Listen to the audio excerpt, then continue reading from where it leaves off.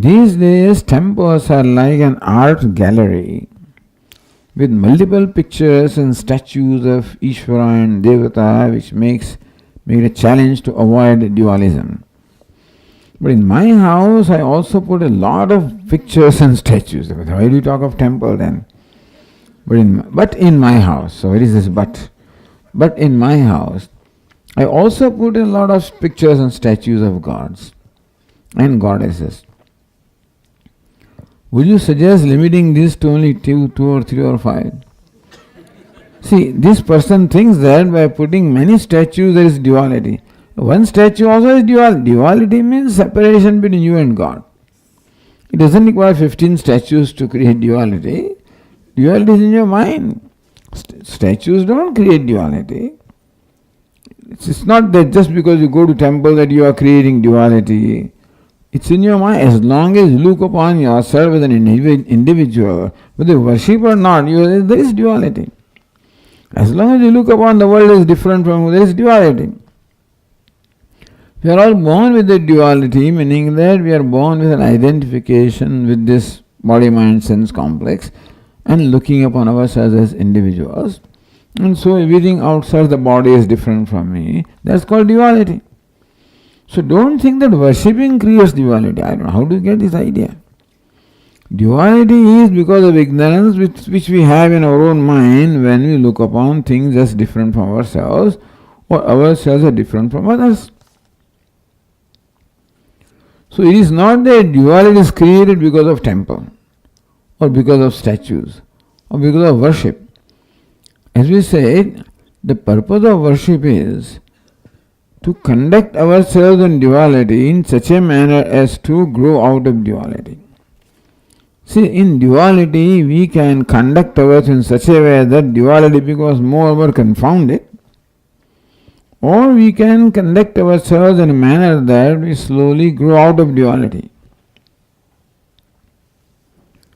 And therefore, temples or worship of any kind is also a practice in duality.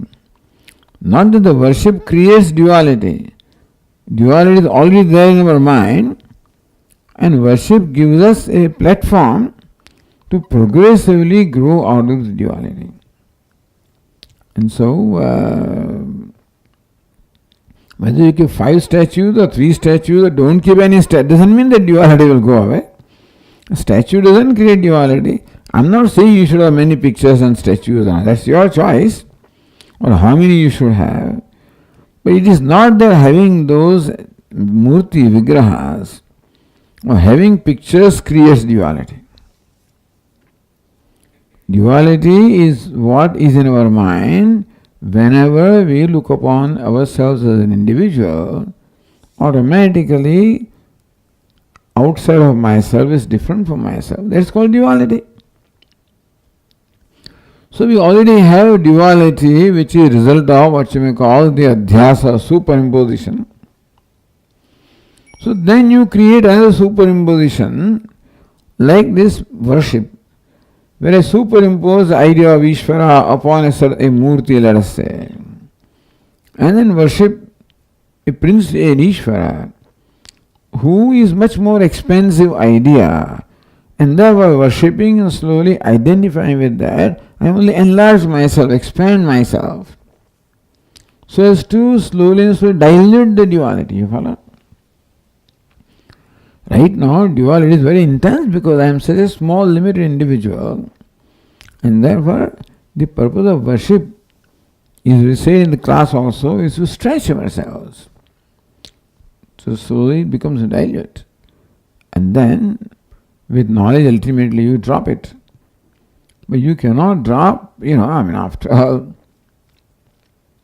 Vedanta is a very sophisticated tool. If you want to carve out a statue out of rough stone, you start with a rough chisel and hammer and all remove big blocks and chips. And when you get the final, then you take fine chisels to do the finishing touch. In the olden days when we had these transistor sets, 2 kinds of knobs used to be there. One is a knob with which you bring that indicator close to the station that you want to listen to. So you get, you get that music, the song, and then use a fine tuning. You can't start fine tuning from it, take infinite time, Therefore, the rough knob is all this karma yoga and all of these is to bring you close to that. So then you hear, so you hear Ishvara. Then the fine tuning in terms of, this will help. Otherwise, you start with a fine knob, but as long as the mind is not ready for that. So this is all preparing the mind. The mind requires preparation, and all of these are means of preparation of mind. That's all it is.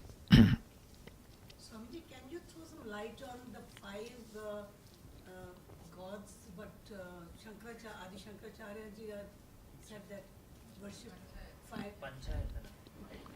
Yeah, so she's talking about Panchayatana Puja.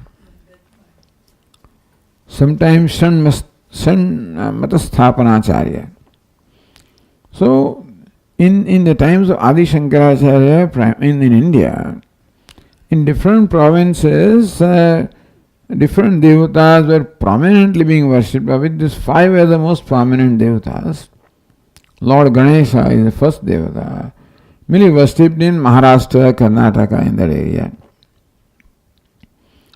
And then is sun, Surya is another devata. Only in parts of Gujarat and Orissa and places like that, the sun worship was there. Then worship of Lord Shiva, very common. Worship of Lord Vishnu, also common. Worship of Devi. So these five devatas, and then when sixth was added, that is the Shanmukha or Subramanya, mainly worshipped in south. So what Shankaracharya recommended was, what is called Panchayatana Puja is that you place your Ishta Devata in the center, other four devatas in the corner.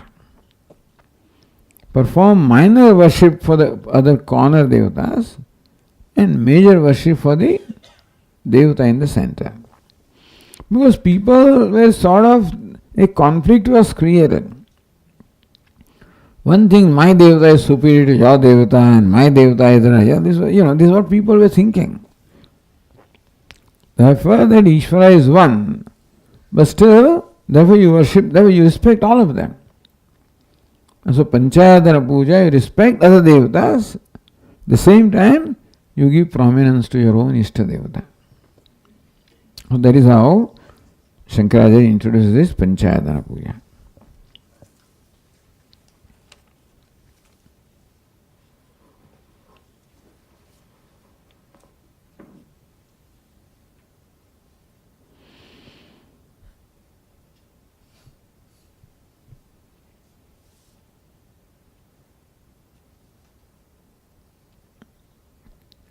Whether sound is taken birth first or touch, Shabda or Sparsha. Which one of these is the first in the creation? Shabda. So, Tasmadva etasmad atmana akasha sambhuta. The first element that emerged was akasha, of which the quality is Shabda, sound. Then Vayu, Sparsha. Then Agni, Rupa. Then Apaha, water, Rasa, and then Prithvi, earth, Gandha. So in increasing grossness, the creation is from the subtle to the gross, from cause to the effect, from one to many. When we see at the time of raining, first light comes, then sound. So which one is first, light or sound? How come light comes first and sound comes later?